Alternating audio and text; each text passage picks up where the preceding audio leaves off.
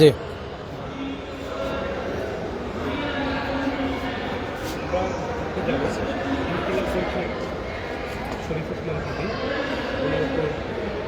যে গুলিবিদ্ধ উনি হয়েছেন তারপর থেকে আসামি যে যাদেরকে করা শনাক্ত করা হচ্ছে আপনি মনে করতেছেন যে তারা দেশের বিভিন্ন সীমান্ত দিয়ে বের হয়ে যেতে পারে একটি টার্গেট আপনারা সিলেক্ট দিয়ে করেছেন সেই হিসেবে আজকে আপনি সিলেক্ট কনস্ট্রাকশনে এসেছেন সেখানে কী পেলেন বা কী জন্য এসেছেন এখন পর্যন্ত আপনাদের যে পরিকল্পনা সেটা অগ্রগতি কতটুকু যাকে ইচ্ছা তাকে কি করতে পেরেছেন কি? প্রথমত কথা হলো আসলে গুলিটা ওসমান হাদির উপর হয় না, গুলিটা হয়েছে বাংলাদেশের বুকে, গুলিটা হয়েছে সরাসরি জুলাইয়ের বুকে। কারণ ওসমান হাদি জুলাইয়ের আইকনিক নেতা। আমরা জুলাইয়ের যোদ্ধা বলতে যা বুঝি ওসমান হাদির মতো নেতৃত্বকেই বুঝি। তো সরাসরি আমি বলবো যে জুলাইয়ের বুকে হয়েছে এবং সরাসরি বাংলাদেশের বুকে গুলিটা হয়েছে। এবং যারা জুলাই বিরোধী, যারা বাংলাদেশ বিরোধী, তারাই এটা করেছে, এটা নিশ্চিত। কারণ যে শুটার বা কিলার গুলিটা করেছে শুধু সে একা করেনি, এটা পূর্ব পরিকল্পিত ছিল এবং চলন্ত অবস্থায় এভাবে শ্যুট করা। অভিজ্ঞ শুটাররাও ফেসবুকে পোস্ট দিয়েছে, আপনারা দেখেছেন যে আমি যে একজন অভিজ্ঞ শুটার, অনেকের পিনাকি ভট্টাচার্য পর্যন্ত লিখেছেন এবং আরও অনেক শুটাররা লিখেছেন যে আমরা কিন্তু অভিজ্ঞ শুটার। তারপরে এক গুলিতেই একেবারে এবং চলন্ত অবস্থায় এবং ঠিক যেই জায়গায় গুলি করলে একেবারে মারা যাওয়ার সম্ভাবনাই একেবারে চূড়ান্ত, এরকম জায়গায় একটা গুলি করতে পারা এটা অনেক বড় কিলিং মিশনের অংশ। তো এটা ওসমান হাদিকে দিয়ে শুরু হয়েছে। আজ ওসমান হাদি, কাল আমি, পরশুদিন আপনি। যদি আপনি জুলাইয়ের পক্ষে হয়ে থাকেন তাহলে আমরা সবাই টার্গেট হই। তো এই জন্য আমি মনে করি ব্যক্তি ওসমান হাদি এখানে এর চেয়েও বড় হলেও এখন ওসমান হাদি মানেই বাংলাদেশ। তো আমরা বাংলাদেশের পক্ষে বাংলাদেশের ঘাতককে খুঁজতে এসেছি। এটা হলো প্রথম কথা। ওসমান হাদির ঘাতককে না, জুলাইয়ের ঘাতককে, বাংলাদেশের ঘাতককে আমরা খুঁজে বেড়াচ্ছি। তো সিলেটকে কেন আমি একটি গুরুত্বপূর্ণ স্পট হিসেবে দেখছি যে আসামি এদিক দিয়ে পালাতে পারে। গতকাল আমার মাহফিল ছিল সিলেটের একেবারেই সীমান্তবর্তী একটি এলাকায়, সেখানে একেবারেই ভারতের পাদদেশে অবস্থিত এলাকাটি, সে এলাকাতে আমি মাহফিল করেছি। কিছু ব্যক্তিবর্গ আমাকে জানিয়েছেন যে এদিক দিয়ে নিয়মিতই আওয়ামী লীগের লোকজন যাতায়াত করে, আমরা বুঝতে পারি। কিন্তু এই যে মব মারানি উপদেষ্টাদের মব বলে উপাধি দিবে জনগণকে, এই আশঙ্কায় তারা বুঝতে পেরেও আওয়ামী লীগকে ধরতে ভয় পায়। তাদের নাকের টোকার উপর দিয়ে অনেক কিছু হয়। তো কিন্তু তারা যে আমার মধ্যে সাহসিকতার সাথে এভাবে সামনে এসে বলবে, এই সাহসটা আসলে তাদের নাই। কারণ নিরাপত্তা তো নাই। আমরা তো নিরাপদে, আমরা আয়নাঘর দেখে এসেছি, কারাগার দেখে এসেছি। আয়নাঘর থেকে ফেরত আসার কিছুটা সাহস হয়েছে বুকে যে না, আল্লাহ চাইলে কেউ মারতে পারবে না। সাধারণ জনগণের তো সেই সাহস নাই। তো যদি আজকে এই প্রশাসন যদি সক্রিয় হইতো, জুলাইয়ের পক্ষে যদি থাকতো প্রশাসন পুরোপুরি এবং ফ্যাসিবাদী দোষরদের বিপক্ষে যদি থাকতো, এই সাহস তারা কোনোভাবেই করতে পারতো না। এবং সবচেয়ে বড় দায়ী হলো যারা ছাত্র জনতা যখনই কোনো অন্যায়ের বিরুদ্ধে সোচ্চার হয়, এই মব বলে শব্দটা আমরা 24-এ আগে কখনো দেখিনি, এরপরেই কিন্তু মব বলে শব্দটা দেখেছি। এবং যারা এই মব শব্দটা তৈরি করেছে তারাই ওসমান হাদিকে খুন করতে চেয়েছে। এখন সিলেটের কিছু ক্লু আমাদের হাতে এসেছে, কিছু ফুটেজ এসেছে। এই ফুটেজটা কেউ কেউ দাবি করেছেন যে চট্টগ্রাম রেলওয়ে স্টেশনে, কিন্তু আমি নিশ্চিত না। ফুটেজটা আমাদের সংরক্ষিত আছে, অনেকে পোস্ট করেছেন।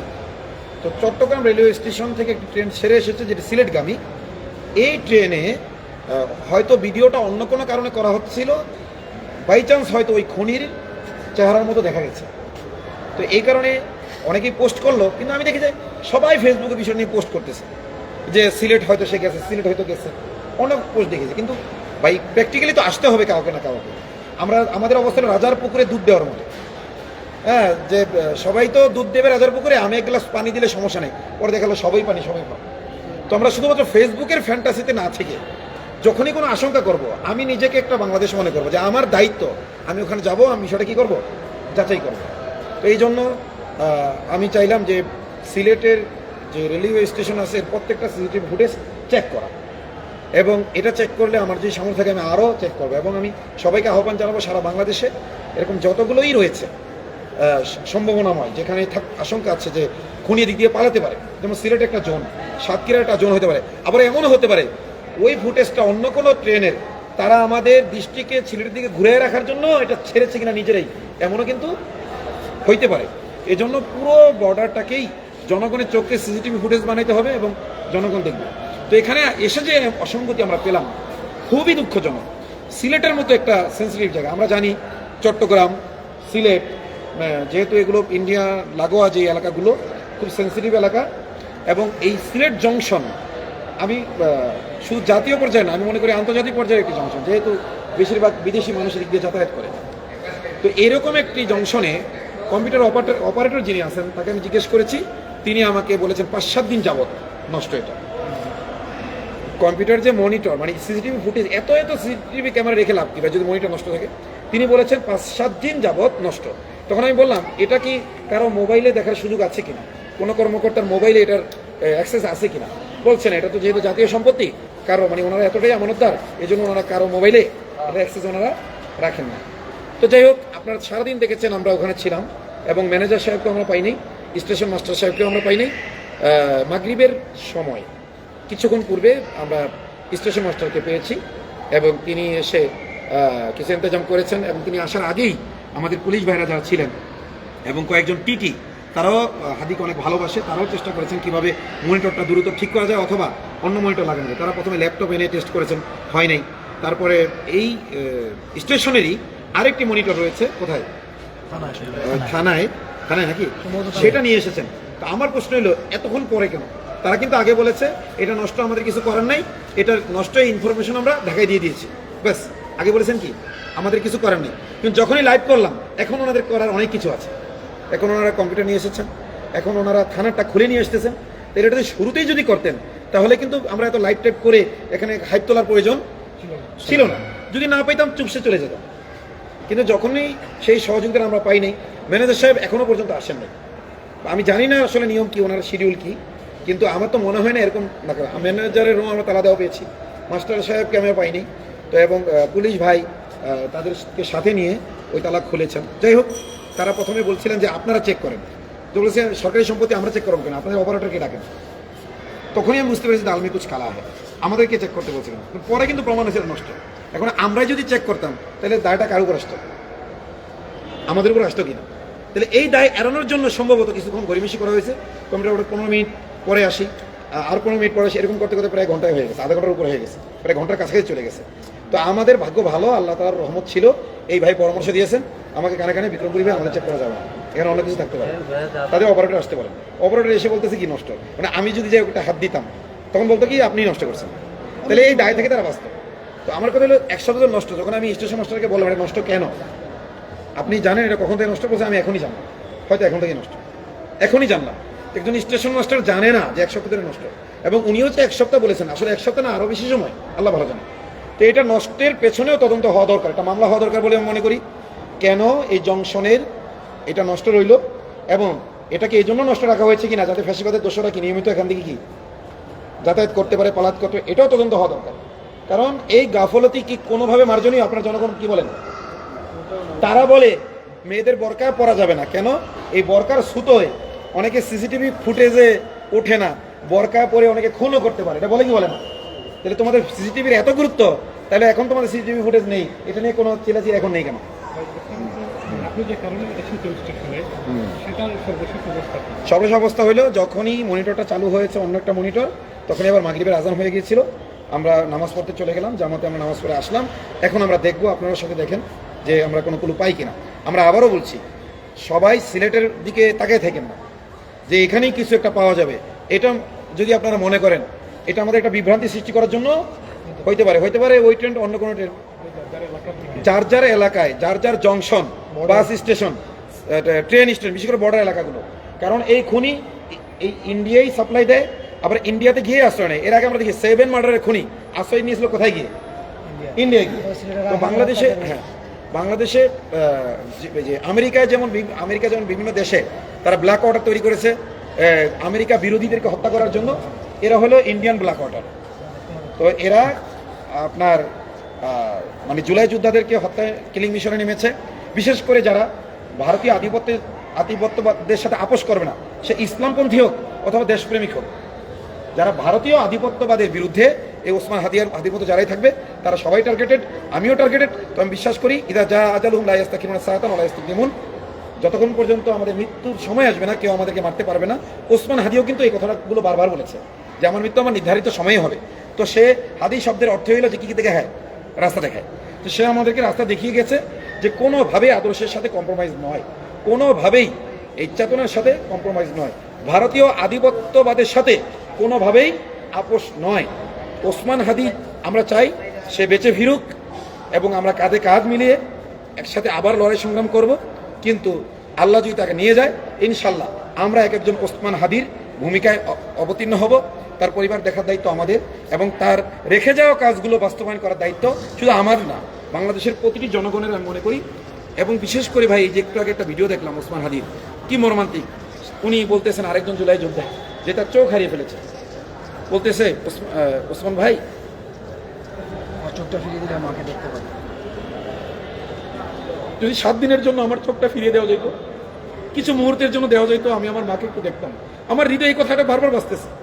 আমি ওই জুলাই যোদ্ধার মুখে শুনি নেই, ওসমান হাদির মুখে শুনেছি। ওসমান হাদি বলতে গিয়ে কেঁদে ফেলেছে যে আজকে যদি আমার মাকে আমি একটিবারের জন্য দেখতে পেতাম, আমি আমার মার অনুমতি ছাড়া জুলাই আন্দোলনে গিয়েছিলাম।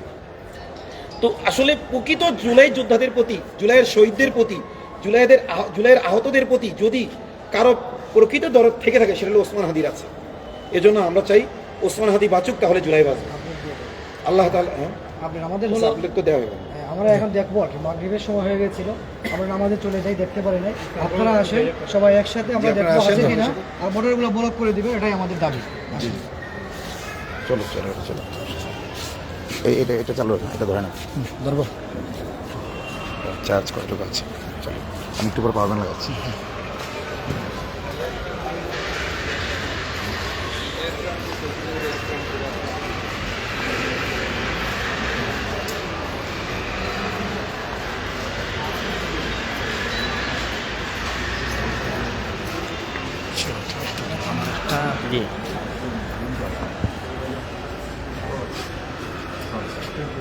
আপনারা আসেন, আপনারা আসেন। হ্যাঁ, এটা Nah, ika. কিরে ভাই, Kula mo no, kila ka.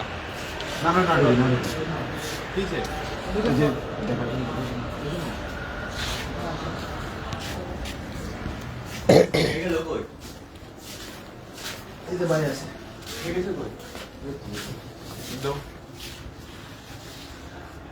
আস্তে আস্তে দেখো, বড় বড় করে দিও। হ্যাঁ, কয়টা মোট ক্যামেরা? আপনার 26টা ক্যামেরা, তাহলে 26টা ক্যামেরা লাগবে। রাখবা শুধু আচ্ছা, যেগুলো হইলো ওই যে ট্রেন থেকে নেমেছে, হ্যাঁ, ওইগুলোই করেন, সব তো আমাদের দরকার নেই, তাই না? না, গেট এবং যেটা ট্রেন, হ্যাঁ, গুরুত্বপূর্ণ স্পট, গুরুত্বপূর্ণ হ্যাঁ। বিষয়। 6 নাম্বার লইবেন, 6 নাম্বারে ক্লিয়ার দেখাইবে। ঠিক আছে? দাদা এইটা সিলেক্ট করো না ভাই। 6 নাম্বার দেখবো, হ্যাঁ, হ্যাঁ। আমি 6 নাম্বার লইবা। 14 নাম্বার। 14 নিবা। হ্যাঁ। 6 14 এটা কিন্তু 5 একটা দেখতে। যেটা আমরা গেটে বিয়ে করব। 5 নিবা। 6 14 5 আর হলো গিয়া দেশবাসী, আপনারা দেখতে পাচ্ছেন আমাদের এনটিভির সাংবাদিক ভাইরাও এসেছেন। অন্যান্য সাংবাদিকদের ভাইদের আমরা বলবো, আপনারাও যদি আশেপাশে থাকেন তাহলে আসুন, আমাদের সাথে আপনারাও সাক্ষী থাকুন। স্যার তাহলে কত কত? আগে না সেটআপ করলেন, আইনের অ্যাক্সিডেন্ট তো জায়গায়। আচ্ছা, এখানে না ওই যে এনে রাখলেন, এটা কি 15 নিন। 15 না? 15 14 হ্যাঁ? 5 5 আর 7 6 6 6। আচ্ছা আমি জানার জন্য বলতেছি। আচ্ছা আচ্ছা, পাসওয়ার্ডটা দিচ্ছে, আমরা ক্যামেরা না করি, পাসওয়ার্ডটা দিচ্ছে তো সরকারি পাসওয়ার্ড, আমরা ক্যামেরা না করি, আমরা অন্যদিক ঘুরে রাখছি ক্যামেরা, সমস্যা নেই। না পাসওয়ার্ড হচ্ছে না, অসুবিধা নেই। না একটা করে হচ্ছে, ওইটাও হচ্ছে, বুঝা যাবে সংখ্যাটা। আচ্ছা ভাই, আমি জানার জন্য বলছি, এই ফুটেজ কিছু অংশ ডিলিট করা সম্ভব কিনা? না, সম্ভাবনা এটা আমাদের শুধু মনিটরটা খারাপের কারণে আমরা না দেখতে না আমি পাই না। জিজ্ঞেস আপনারা বলতে- ভাই রে ভাই আমাদের অভিজ্ঞতার জন্য বলছি জানার জন্য আমরা জানার জন্য বলছি কত ভাই এটাই টেকনিক্যালি তো এত আমাদের মানুষের দরকার আছে। ভাই ভাই আমরা সাংবাদিক ছাড়া যারা চলে যাই ভাই দর্শনে চলে দরজা লাগাই দেন শুধু সাংবাদিক আসলে ঢুকতে দিন বাইরে থাকেন বাইরে আমাদের সবাই ভাই কিছু মনে করেন না ভাই আপনারা আমাদের শুভাকাঙ্ক্ষী বাইরে থাকেন প্লিজ নিরিবিলি দেখতে দেন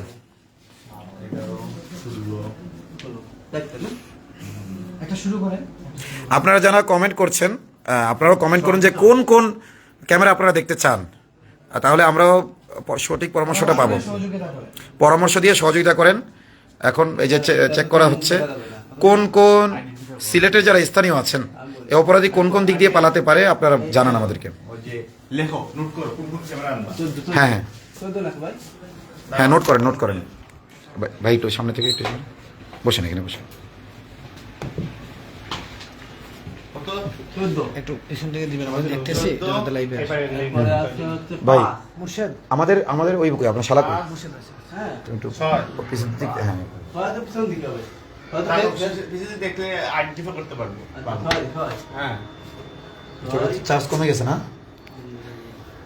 তুমি পাওয়ার ব্যাংকে চার্জ 21 21% পার্সেল অফিসে শুনলে এটা 24 না না এটা 24 একবার লাস্ট পার্সেল অফিসের সামনে একটা আছে পার্সেল অফিসের সামনে এটা করতে হবে এটা এটা বলে যে রেল আসছিল আপনি থামাইছিলেন আপনি শুরু করেন না, এটা ওই অটো উইং জায়গা হ্যাঁ হ্যাঁ ওটা শুরু করে থানা কই না থানা তো এই যে এটা, 14 দিছি তো 14 দিছি ওই তো যে হ্যাঁ পার্সেল অফিসটা আচ্ছা ওই যে আমি আরেকটা জিনিস জানতে চাচ্ছি নাসিম ওই যে ভাই যেটা বললো বেশি স্পষ্ট ক্যামেরা ওইদিকে সেগুলো কি আলাদা না এটা পুলিশ আচ্ছা ওখানে আমরা একটু যাবো ও 7 সাত না পার্সেল অফিস ওকে তাই না কয়টা হয়েছে 4টা হয়েছে না হ্যাঁ পাঁচটা আছে পাঁচটা তাহলে আপনার তো 4টা খেলে 4টা দেখা যায় 5টা হবে তাই জন্য চারটা লোক কোন কোনটা 14 5 6 7